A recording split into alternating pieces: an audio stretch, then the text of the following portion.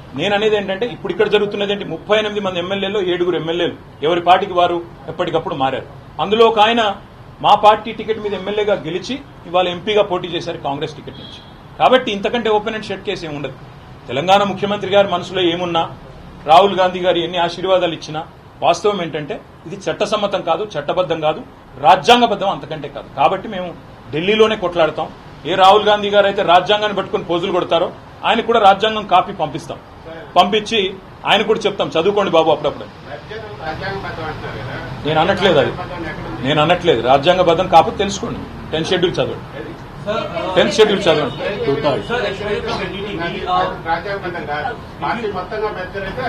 సరే బ్రదర్, ఇప్పుడు మీకు నాకు వాదం ఎందుకు? మీకు అంతే, మీరు చదువుకోండి, నేనేం చెప్పలేను. సరే okay. Very Whose statement? The MLAs and the MPs that have elected, they say that it is their individual right and this right has been given to them by the Constitution of India. What's your stand on it? And secondly, you are alleging that 50 crores to 100 crores rupees must have been given by the Congress party to these MPs and MLAs. Will you demand a thorough investigation into this case? Brother, I don't think you followed what I said.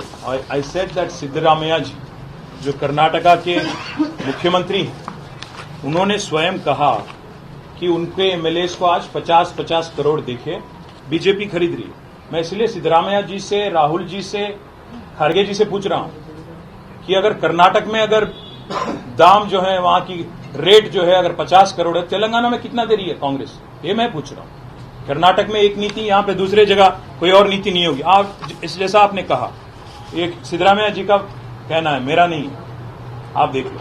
और दूसरी बात, MLAs का कोई right individual right नहीं होता brother. You are bound by constitution, you are bound by your party law.